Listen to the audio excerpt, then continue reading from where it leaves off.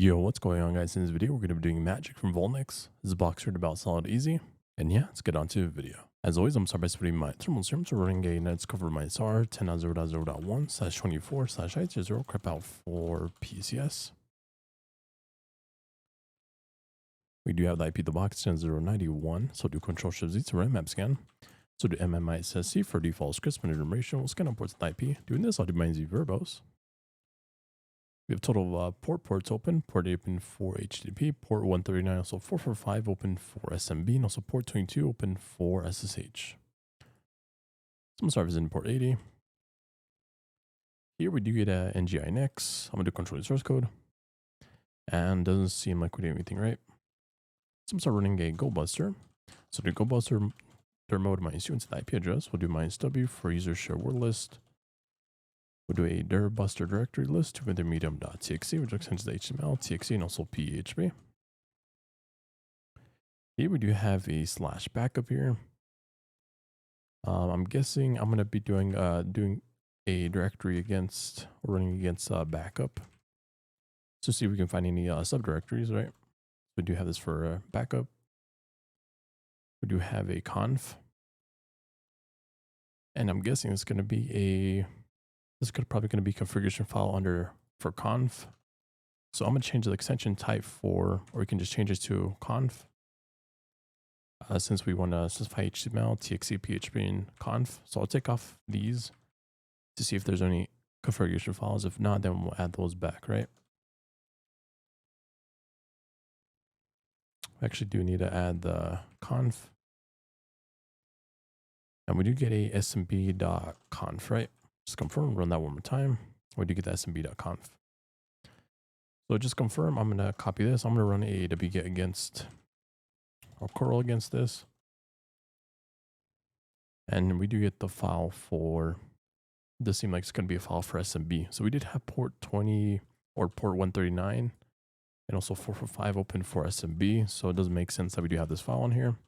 I'm just going to wget this. Just going to more into smb.conf. I'll just cat it out so we can view the bottom. So here we do have the profiles here for each directory, right? For the share. So we do have this for temp, prints, printers. So I guess for temp, we do have a magic script for config.sh. And we do have a comment for the temp directory, which is under the path for /temp. So it does seem like on the file, we do have an SMB share open for /temp. So we do have port 139, also port 445 open for SMB.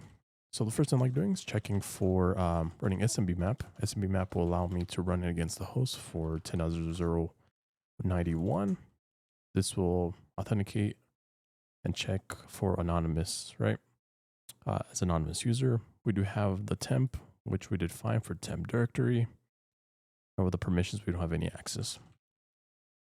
Next thing I like doing is running anytime I find SMB, running enum for Linux. This will enumerate for any shares, as well as the domain name as well. So do 10.0.0.91. We'll just output this to a smb enum.txt. We can just wait for that to run. So we do have a config.sh here, which is going to be a magic script. Anytime we do have a magic script, we can actually put the config.sh, but we do need valid credentials, right? So once we can actually use the put command to put this within the SMB share, put like a reverse shell, or run a command since this is sh. Once we do have that, we can just execute the reverse shell once we do put the config.sh. We don't have the read only, so this is set to no. Also do have the valid users for 0sec, which we can brute force for that, right? So I'm just going to more into SMB. I do want to confirm that 0sec user is valid, which enum for Linux should find that for us. So we do have temp, which is denied. We do need a valid user and also a valid password. And we do have the local user, right, as 0sec. So we do have a local user for 0sec, which I'm just going to copy. I'm going to start by brute forcing. We can use crackmap exec, or you can use Metasploit for this. I'm just going to use SM or crackmap exec. If we do minus help, we should have this for SMB, right? So do SMB for 10.0.0.91. Do Control L. We can specify -u for 0sec. I'm going to do -p for user shared word list. rockq.txt. And this will actually do a brute force against that user. If this does not work, then we can probably start by using Metasploit, but crack map exec should work, right? So we did get a valid user for 0sec and also a password for David1. So I'm going to use SMB client. SMB client will allow me to list out the shares. Just to confirm, we'll do 10.0.0.91. And here we do have those shares, right? So now we don't want to connect, or we don't want to list the shares, but we want to go under /temp for, I believe it was lowercase u for the user for 0sec.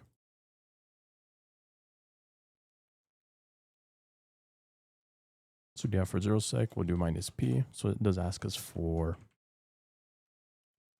the password.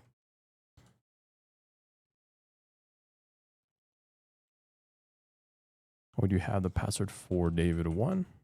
We do ls, and now we are under /temp, right? So we are under that share. And just to confirm, if you also did have the username and password, you can also do this for SMB map. And this will do the same thing for that username and password. So we'll do -u for 0sec. And also the password for David1, right? Let's do -u and -p. This will authenticate, and you'll see that we have temp for 0sec for read and write. Also the print, which is by default for just read it only as well. So we do have read and write. That means we can actually put files under the share. So we have SMB client for David1. And now we can put a file. So just confirm, I'm going to, so now we do have the magic script for, we do know that the file specifying the SMB config file. It is indeed putting this for magic script for config.sh. So we just want to make sure that we did SMB into the same directory, right? So we are into the same directory. So we'll do a touch for config.sh. We put the config.sh, and you see that it does output the file, right? So I'm going to be into config.sh. We'll do this for ID. Check what user we are under. We do put for config.sh. We'll just remove this. We put the config. Now we can get the config.sh out. It is getting the file out. And you see that we are under 0sec. So we are getting the output successfully, but now let's put a reverse shell so we can get a shell on the machine. So I'm going to go to pentest monkey.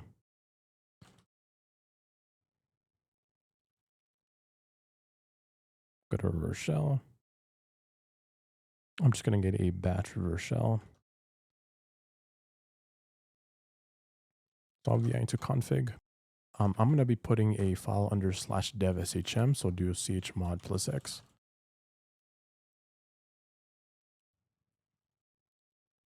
So do chmod +x for /dev/shm for shell.sh. This will just make sure that we can execute it and run a bash against that, right? So do dev/shm, or we want the put inside the file, right?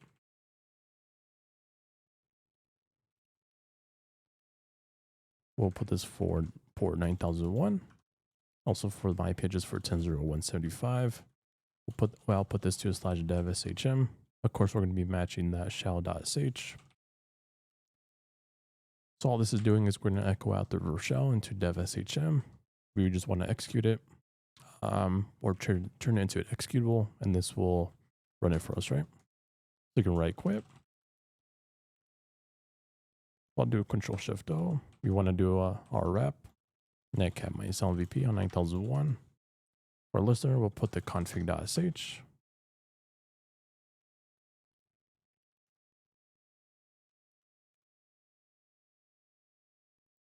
We do ILS. Let's actually run a dev shm for shell.sh.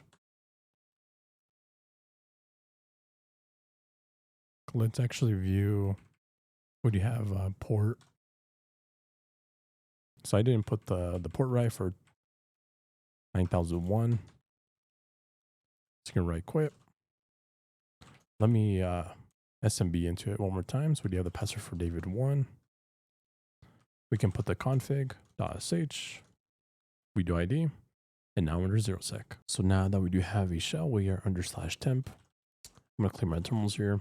We do have the config.sh and also the sh.out, which is the output of, which it should be empty since we don't have any output for echo or bash, right? Just running the bash command.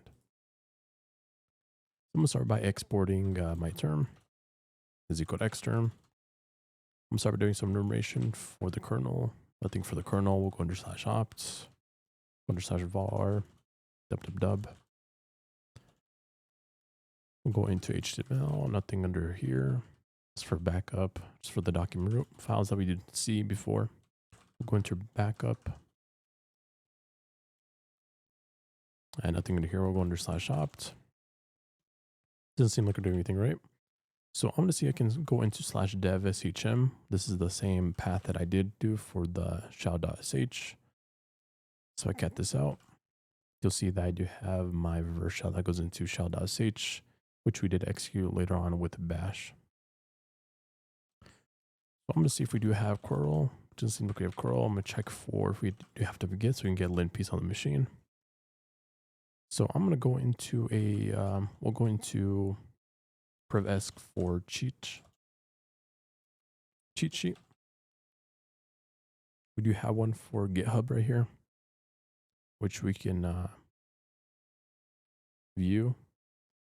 So I'm going to check if we do have any for, I'm just going to test out for the simple things that we do have. We don't have anything for kernel. We don't have anything for the bash. Anything for bash, or we do have any services cron, any jobs are scheduled.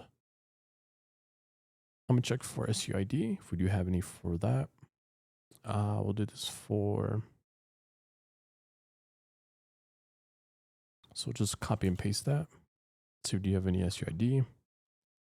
Do you have G password? Do you have SH key sign? Does seem like these are all the default SUID binaries that we do have. I do want to check if we do have a get cap. So I think another thing that we can check is for the get cap. If we do get cap -r for the whole directory, we will have a Perl 5.36.0. Usually when checking for SUID, it's always good to check for the get cap and run against just the base file of the file system. And we do have a user bin Perl. So I'm going to go to GTFO bins.